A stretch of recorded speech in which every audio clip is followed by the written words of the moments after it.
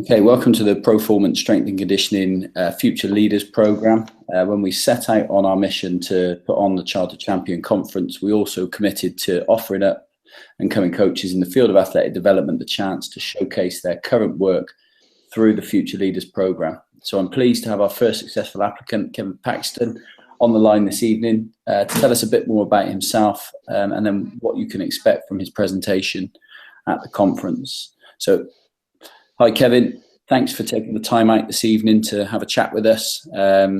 It's great to have you on board. Hi, James. Yeah, it's great to be given the chance to showcase the work that we're doing at Leicester City Academy. So, yeah, looking forward to the conference. Super. So, if you, for the people who maybe aren't familiar with you, could you give us a little bit of your background in strength and conditioning and kind of where you're at with your current work with Leicester City?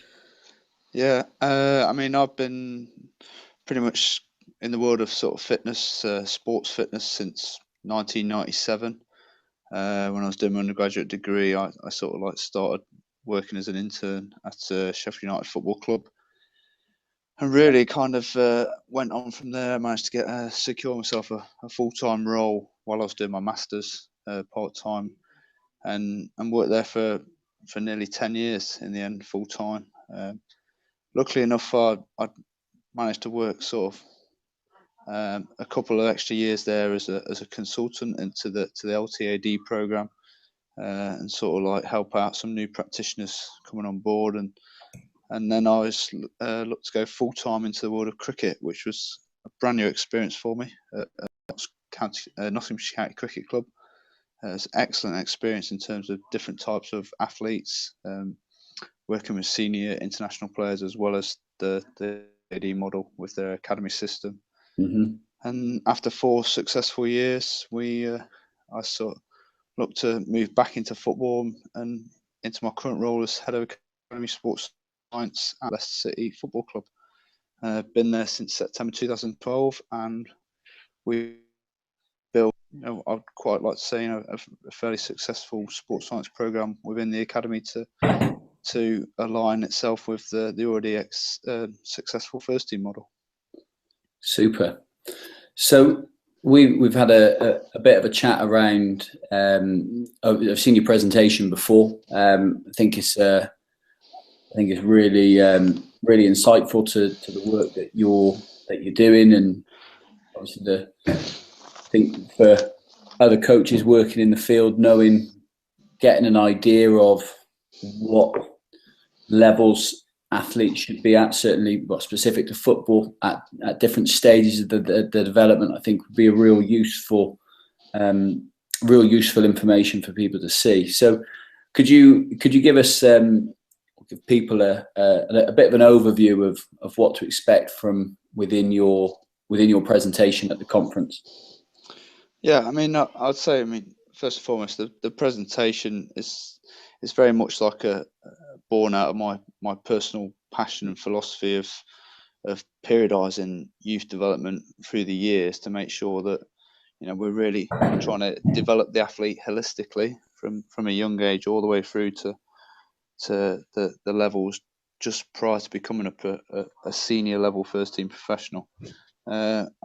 I think what we're looking to do at Leicester is very much utilise objective data to back up the need for a structured but varied programme. And I think that's key, that there's evidence behind what we're doing with objective data, but there's also a structure through the years of development for the players, but in terms of the actual coaching delivery. And very much it's kind of like to try and to showcase that the need for specific bits of coaching going on through the different phases of development, through the year and through the week, and the different types of training that can be delivered. Sure.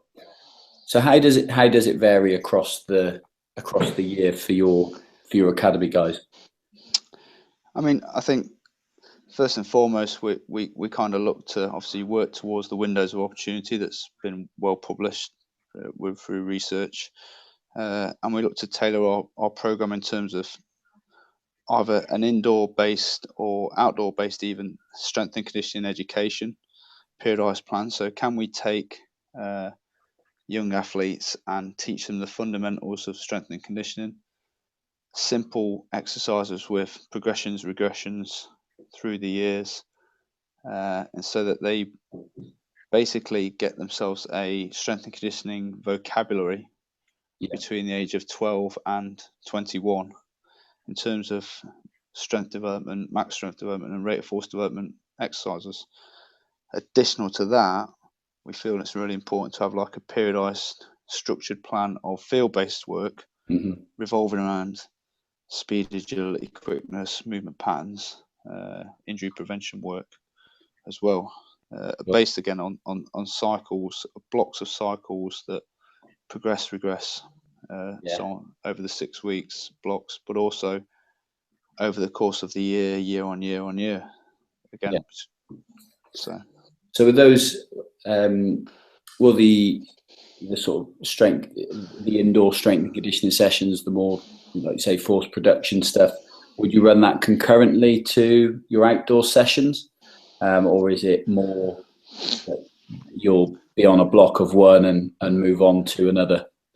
No, it's very much when we're sort of talking about the windows of development, windows of opportunity, in the long-term development model, we're kind of like looking at training all aspects of the players through the age groups, but within certain age groups, prioritizing maybe certain types of training more than others. So, for example, in the younger age groups, 9s, 10s, 11s, it might be more field-based work involving movement skills, coordination, agility, balance stuff, but trying to incorporate some basic aspects of strength and conditioning within the field. Whereas when they go through more of the sort of like growth development phases, 12s, 13s, 14s, looking to introduce the strength education work to run, say, 2 times a week in the field, 2 times a week in the gym.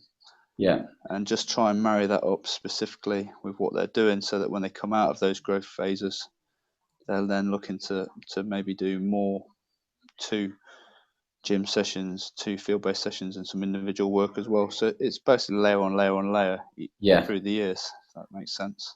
Okay, cool. And obviously from talking to you and seeing your presentation, I know you've got quite a lot of data where you've set out this age-related performance benchmarking, which kind of forms the center of your presentation. And maybe just give people a little taster of how you make use of those benchmarks within your programming. Yeah, absolutely. I mean, the programming. I think this for me is the key aspect to it all. Within an academy setup, you can have stacks and stacks and stacks of data on numerous physical aspects. If you want, whatever you want to test, you could test, and you could get some sort of data for it. I'm personally quite keen on, and learnt this through the years, through previous clubs, and certainly at Leicester, we're very strong on taking specific data and using it to give meaning to the program. So, for example, we've got years of normative testing data that have done in-house at Leicester City on the same type of tests in the same venue at the same time of the year. So the strength of validity of that data, reliability of that data is quite high. We took that normative data and we tried to give it meaning to the players and the coaches by looking at sort of setting benchmarks or based on mean and standard deviations. And what we did is we created a 5-point scale with a traffic light system around the averages to good and excellent on the upper end, and below average and not so good at the bottom end. These benchmarks kind of fitted around dual bandings, so 2-year age group bandings. And that really kind of like allows you to take any sort of performance test score and relay it into a really easily identifiable aspect for the player or the coach to work on. So, for example, if their speed times are coming up as average, it's visible that there may need to be some development in that area. If they're coming up with goods and excellence in a host of physical characteristics, then you can kind of clarify that and point out and highlight that individual is really succeeding physically at that level at the moment. So there's no need to put undue stress on the body in trying to keep hammering those types of exercises. Sure. What we've been really keen to do as well is to gain extra validity, is to take our benchmarks and compare them against the Premier League national benchmarking study, which has been introduced recently, and we found some good correlations there in terms of what a national average for certain age groups comes out and what our internal benchmarking has suggested. And our most current strategy is to obviously look at setting maturity specific benchmarks by use of Meerwald predictive biobanding scores, and they're not coming out too far off there either. So hopefully that there's good confidence in that our age specific bandings that we've created are actually fairly applicable to actual maturity related benchmarks also. A bit of tinkering just required, but I think that there's definite future in that. Excellent. So how do the players kind of respond to the benchmarks and the sort of grading levels, when they get a not so good or below average? Are they motivated to kind of improve? Are they disheartened? How do they kind of respond to that? I think this is where your coaching skills and your delivery skills is important. And the way we design the sessions, it's very much based around education. So when we're relaying that information in the player feedback reports and giving them their individual program to work on, it's about trying to talk to players on small group or individual basis and encourage them that this is not the end of the world if you get a below par score in a certain fitness test, but it's just to point out that it's to try and encourage them to take ownership of their program and try to highlight to them what they potentially need to put a little bit more concentration and focus into their training. And I think that, from my personal experience, having success in LTAD models is not so much about always picking the right training at the right time, which everyone will tell you it is. It's actually trying to maintain focus of the athlete to do the right training at the right time and getting them to understand the relevance of it to them and their sport. I find is a huge element too. Yeah, absolutely. They don't always connect the dots between, this strength training is going to help me there on the pitch. And like you say, I think it's our role to, provide that education and what we call in the teaching world, the link to the bigger picture, if you like. Yeah, absolutely. It acts as a base level of communication. And as long as you don't sort of stress and keep going in a negative aspect, or that you're red for that, you're below average for that, that's not the acceptable way to deliver this information. What's the best way to deliver it for the players on an individual level is to just encourage them that this is where they are at the moment, and if you put a little bit of these type of exercises into your work and really concentrate and put some focus and some intensity into the work of trying to improve these areas, then you might go up a band in, and obviously when you mature physically a little bit more, this will help, and it just starts all sorts of conversations between athlete and coach and practitioner that is beneficial for them taking ownership of their program, which is ultimately what is possibly lacking on a major level in academy programs at the moment. So a lot of practitioners feel that academy programs are all force fed to the players. The players get everything they want on a silver plate and don't actually have to take ownership, take responsibility for their own training, and hence why ultimately some programs may fail. Yeah. Well, it sounds great. I'm sure the people that are listening to this are thinking,